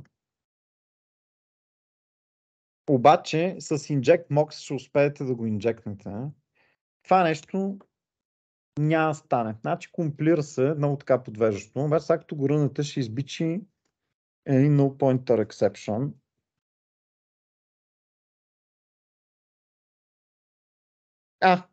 Не, що не ми избичи? Защото тук какво сега? Не. Ако искате да ги махнете, трябва да сърчнете там едни флагове, трябва да се сложите на JVM-а на идеята. Добре, сега тук, за да не губим време, че тук напират някакви хора, той има още 20 минути, пък трябва да ви обясним и условието. По принцип, проблема е, че ако с експлицитно тук инициализирате нали, нещото, пък с inject mock се опитвате да ги инжектнете, може към момента на опита ви да ги инжектнете още да не е извикан, да не е инстанциран този клас, тя инициализираща лойка още да не се е случила и да ви стои null. И тогава ще ви изгърми един null pointer exception. Сега не знам, защо не можа да ви го репродюсна, ама ако си играете, имайте предвид, че или само с анотации си играете, или само с ръчно крачно си играете, не ги комбинирате. То не е и красиво. Така. Толкова за това. Едно друго нещо, което исках да ви покажа. Някакви по-екстра неща, които не може сами ги видите. Нали? Предни години не сме ги показвали, но сега искам да ви покажа колко интелигентно е това нещо. Сега тук, понеже Currency Exchange има конструктор, който точно приема параметър от тип точно е тоя, някакси той се сеща Mockito, като гледа конструктора. Обаче конструктор може и да няма. Сега само за целите, например, аз този конструктор ще го закоментаря. Обаче ще добавя примерно един сетър. Ние мога да кажем, няма с конструктор да идва това свише, ще идва с някакъв сетър. Ще има някакъв set currency exchange set currency converter метод, който ще приема currency converter тук като параметър и ще ми го сетва. Така, нали, би могло да бъде. Тук какво не? Public void. Така. И сега тия тестове, ако ги рънна, мокитото пак ще се усети, пак ще минат. Що? Защото то първо, ако не намери подходящ конструктор, отива и търси подходящ сетър. И той е интелигентно, този сетър дори да не се казваше така, може да се казва, това не съм 100% сигурен, дори да се казва сет кукуруко, би трябвало пак да се усети, да го извика. Пак би трябвало да се усети. Той е интелигентна работа, това мокито. Може да почва само с кукуруко.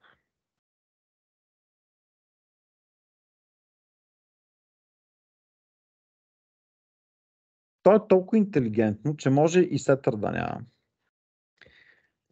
Той като види тук, че има Member Currency Converter, въпреки че този Member е private, има как си го инжектне.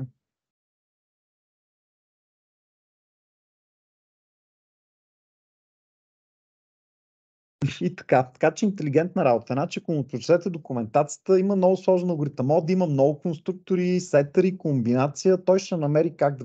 Не е на 100%, понякога може да не нацели в някакъв сложен пример и тогава ще трябва вие малко му помогнете. Нали? Така че, примерно, едно нещо като някакъв детайл, което му не споменавам, нали, само да допълна, е, че този вариант с експлицитното мокване, това най-експлицитното, той не е напълно загубил смисъла си и понякога, когато се види, че примерно не се усеща точно какво да мокне, нали, може да го ползвате то директния начин. Защото, например, ето този, където му казвате само мокито мок, понякога, нали, тук ако имате някаква по-завъртяна иерархия, няма да избере точния клас, който искате да се мокне. Сега нямам време да ви измисля някакъв сложен пример за това, но понякога трябва да му кажете експлицитно точно кой. Да речем, този интерфейс може да има няколко имплементации, ви искате да мокнете някаква конкретно. И тогава няма как да се образи. Ако имат примерно 3 имплементации, той как да реши коя искате. Ще трябва да я кажете експлицитно. И така, и последно, преди да сме преминали към условието на днешната задача, само иска да ви покажа, че с Verify, да речем тук, ако се опитате да верифайнете нещо, което не е вярно. Тук може примерно да кажете Verify Currency Converter Mock, Get Exchange Rate, че се е извикнал евро към BGN. Евро към BGN тук в теста никъде не се вика. И сега то Verification ще фейлне. Просто искам да ви покажа с какво ще фейлне. Ръмваме си го.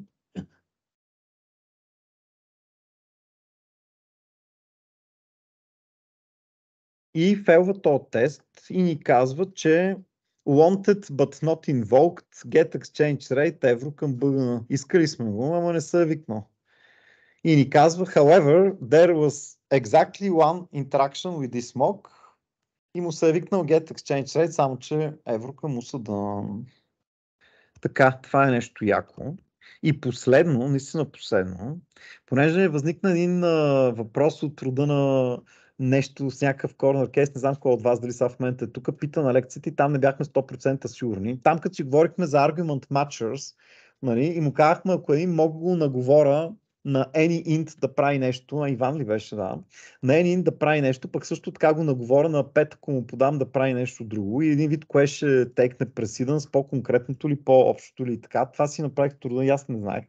Не си спомнях, си направих труда да го ресърчна и сега ще ви го покажа. И отговорът е, че всъщност последното поред на наговаряне е това, което теква пресиданс. Тоест, ако първо съм го наговорил, че с нали, единицата и после с anyint ще вземе пресиданс. Така, тук може да си поиграете с това нещо. Примерно тук може да го наговаряме. Само това ви показвам. Можем да го наговаряме, да речеме тук, ако му викна, каквото и да е, нали?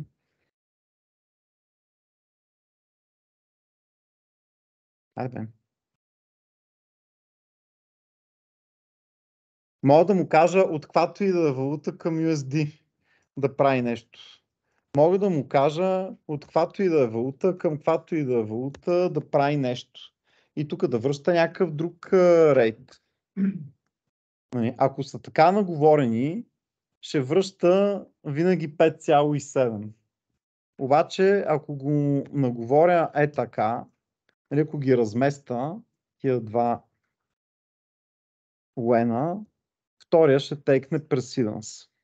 И така, това иска да кажа в отговор на въпрос на Иван. И имаме точно 14 минути да покана Деси и Панчо, като те специално са дошли за това да ви разкажат условието на днешната задача, но ще трябва да дойдат тук отпред при мен. А тя е по-различна днешната задача.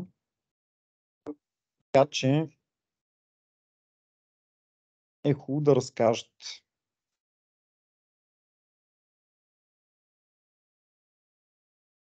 Днеска задачата е малко по-специална, като името на това, че упражняваме тестинг и мокинг, всъщност сме ви подготвили една задачка, която си има условие традиционно, обаче този път ви даваме и решение, което се постарахме да е така доста счупено и вашата задача ще е да напишете тестове, като трябва евентуално и да мокнете някакви неща, ако прецените, и да оправите това решение и да го събмитнете. Което той сега показваше, да го приложите сами върху код, който не сте писали вие. Което в реалния живот ще се налага да правите. Опено като почнете нови във фирма, или пък като инженери, първо ви дават най-черната възможна работа, дето старите кучета не искат да я правят. Това е класика. Аз като почвах в НЕС, аз те представи фирма като джуниор, казах, тук има един legacy код, той не напусна да го писа, голямо мазало е, обаче трябва да се оправи, тестове не остави, не пиши тестове, дебъгни, фиксни и тъкво ще научиш кода. Трябва да го правите, това искам да кажа. И затова днес какъв е домейна? Умните устройства в днешно време са нещо така много нашумяло и затова ще направим една система, която съдържа информация за всички умни устройства, които са в даден дом и ще я наричаме Intelligent Home. И какво ще може да правим? Ще може да регистрираме и да търсим някакви умни устройства, да извличаме данни за тях и да ги сортираме по някакъв критерий. И както споменахме, имаме имплементация, обаче имаме и бъгове и ще трябва да напишем тестове, за да намерим. Освен това, в кода, като някакво допълнение, имаме и Clean Code Violations, които трябва да намерите, което според нас е сравнително лесна задача и ще се справите. Какви са основните класове? Имаме един интерфейс IoT Device и 3 негови имплементации, които се казват Amazon Alexa, RGB Bulb и Wi-Fi термостат. Те трябва да имплементират този интерфейс, който има какви методи? GetID, който връща ID-то на девайса. Тук трябва да обърнем внимание, че ID-то е от тип string, а не int, като какъв е неговия формат, ще видим след малко. Имаме getter за името, за power consumption, като как се смята power consumption, също ще видим. Installation date time и типа на девайса. Всяко устройство трябва да има конструктор в този формат, в който приема всички свои филдове без ID-то. И какви са типовете девайси? Те се представят от един enum, който сме ви го дали на готово. И има стойности Smart Speaker, Bulb и термостат. Така. ID-то на устройството, как се формира? Имаме някакво short name на девайса, който всъщност, ако видим, това е в enum, ето тази стойност, SPKR и така нататък, BLB за bulb, да слагаме short name, после device name и след това unique number per device, разделени с тире, където number е число, което увеличаваме всеки път с 1. И тук е важно да отбележим, че какъвто и девайс да създадем, този number ще се увеличава и то общо с всички девайси. Тоест, ако създадем една Alexa или там един термостат, както сме казали в примера, който има номер 7, то не може да съществува също някакъв друг девайс, който има номер 7. Той вече е нещо по-голямо. С една дума, номерацията е глобална за всички видове девайс, не е първ девайс. Да, и са последователни естествени числа. Основната логика на системата се съдържа в класа Intelligent Home Center, като може по-подробно да разгледате имплементацията в решението, което ви даваме. А тук сме разписали основните методи, които хвърлят Unsupported Operation Exception в този клас тук. Имаме метод Register, с който регистрираме даден девайс. Той, разбира се, хвърля exception, ако девайс е null или ако девайсът вече е регистриран.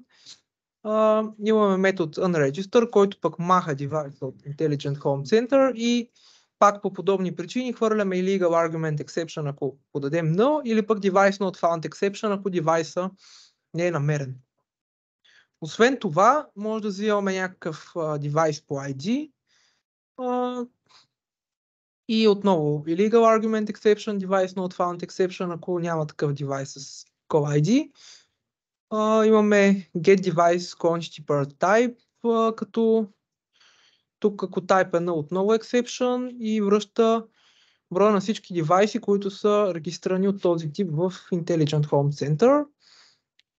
Тук един метод, който връща get top n devices by power consumption, т.е. връща топ n устройства по power consumption, т.е. сортираме ги и връщаме някакъв collection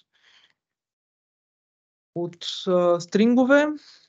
И тук сме описали всъщност как смятаме power consumption. Той се калкулира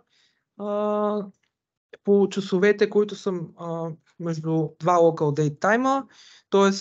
времето на инсталация и current time, като ги извадим едно от друго, получаваме някакви часове и ги умножаваме по номиналната стойност на консумация на електричество на самото устройство, която е в някакви киловатт часи.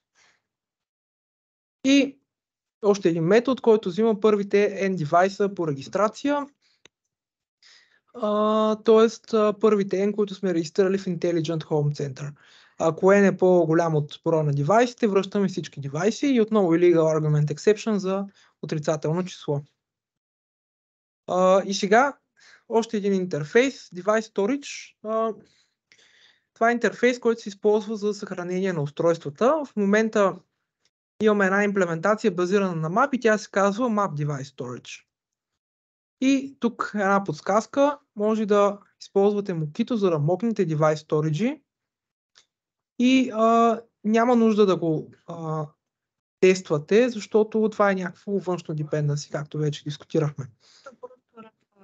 Map методите, така че няма бъгове в него. Не си печелите код coverage, но по-скоро упражните мокинга през него. И завършваме с Package Structure и единственото, на което наблягам, понеже това е първата задача, на която ще трябва да качвате в грейдъра и вашите тестове, освен сорса. Нали? Трябва и двете директорики SRC и тест, като сте готови, да ги зипнете в един общ zip и да го качите като файл. Защото като директория няма как да ги селектирате и двете.